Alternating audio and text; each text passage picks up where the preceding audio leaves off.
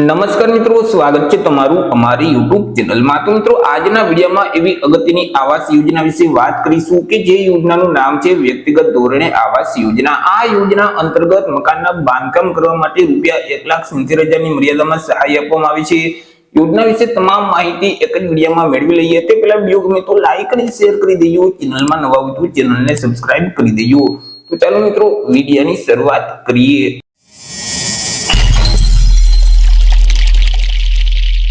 તો સૌથી પહેલા મિત્રો આપણે વાત કરી લેશું આ જે વ્યક્તિગત ધોરણે આવાસ યોજના છે તે યોજનાનો મુખ્ય હેતુ શું છે। તો કે મિત્રો રાજ્યમાં રહેતા જે અનુસૂચિત જનજાતિના લોકો છે કે જેમની પાસે ખુલ્લો પ્લોટ તો છે પરંતુ રહેવા માટે યોગ્ય મકાન નથી, અથવા તો જે મકાન છે તે કાચી ગારમાટીનું મકાન છે, અથવા તો જર્જરિત મકાન છે કે ઘાસપુરા ટાઈપનું મકાન છે, તો તે વ્યક્તિઓને જો પાકા મકાનનું બાંધકામ કરવું હોય તો પાકા મકાનના બાંધકામ કરવા માટે આ યોજના અંતર્ગત તેઓને સહાય આપવામાં આવે છે। વાત કરી લઈએ આપણે સહાય વિશે કે સહાય કેટલી અને કેવી રીતે મળવાપાત્ર થશે।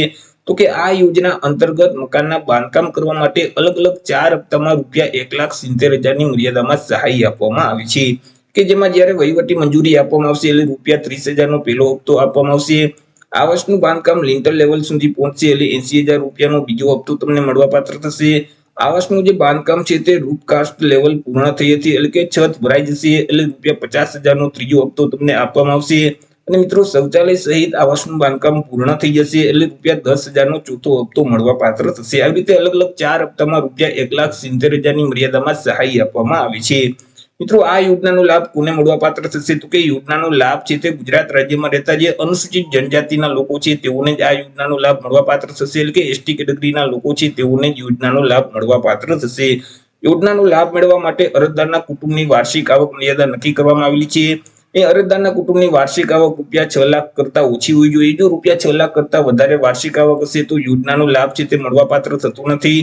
અરજદારની ઉંમર પણ નક્કી કરવામાં આવેલી છે। અરજદારની ઉંમર ઓછામાં ઓછી 21 વર્ષની હોવી જોઈએ। જો 21 વર્ષ કરતા ઉંમર ઓછી હશે તો પણ યોજનાનો લાભ આપવામાં આવતો નથી। તે સિવાય અરજદારે રાજ્ય કે કેન્દ્ર સરકારની અન્ય જે કોઈ આવાસ યોજના છે તેનો જો લાભ લીધેલ હશે તો પણ ફરીથી આ યોજનાનો લાભ છે તે મળવાપાત્ર થતું નથી। અને જ્યારે તમને પહેલા હપ્તાની રકમ મળે એટલે મિત્રો તે તારીખથી લઈ અને 2 વર્ષની અંદર તમારે મકાનનું બાંધકામ છે તે પૂર્ણ કરી દેવાનું રહેશે। જો 2 વર્ષ કરતા વધારે સમયગાળો થઈ જશે તો બાકીના હપ્તા છે તેની રકમ તમને મળવાપાત્ર થતી નથી। અને મકાનનું બાંધકામ છે તે અરજદારે પોતાની માલિકીના પ્લોટ ઉપર જ કરવાનું રહેશે જેથી કરી અરજદાર પાસે પોતાની માલિકીનો પ્લોટ છે તે ફરજિયાત હોવો જોઈએ। વાત કરી લઈએ અરજી ફોર્મ વિશે કે યોજનાનો લાભ મેળવવા માટે અરજી કઈ જગ્યાએ કરવાની રહેશે। તો કે આ યોજનાનો લાભ મેળવવા માટે અરજદારોએ ઓનલાઈન અરજી ફોર્મ ભરવાનું રહેશે।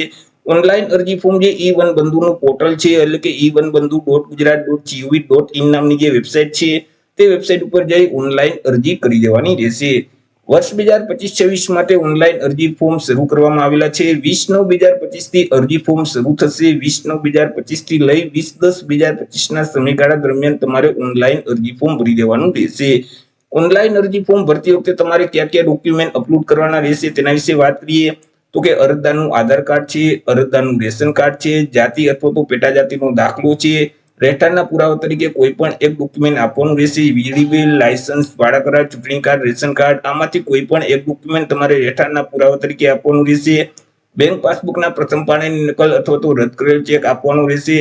આકારણી પત્રક છે। તે સિવાય તો કે જે જમીન ઉપર તમારે મકાનનું બાંધકામ કરવાનું છે તે જમીનના ક્ષેત્રફળ જણાવતા ચતુર્દિશા દર્શાવતા નકશાની નકલ તમારે આપવાની રહેશે કે જે નકશામાં તલાટી કમ મંત્રી, સિટી તલાટી કમ મંત્રી અથવા તો સર્કલ ઇન્સ્પેક્ટરની સહી ફરજિયાત હોવી જોઈએ। ત્યાર પછી મકાનના બાંધકામની રજા ચિઠ્ઠી આપવાની રહેશે। એકરારનામું છે, સક્ષમ અધિકારીનું પ્રમાણપત્ર છે। તે સિવાય જે જગ્યાએ તમારે મકાનનું બાંધકામ કરવાનું હોય તે જમીન સાથે લાભાર્થીનો ફોટોગ્રાફ છે તે અપલોડ કરવાનું રહેશે। સ્વઘોષણા પ્રમાણપત્ર છે, વેરા પોઈન્ટ છે અને અરજદાર વિધવા હોય તો પતિના મરણનો દાખલો આપવાનો રહેશે।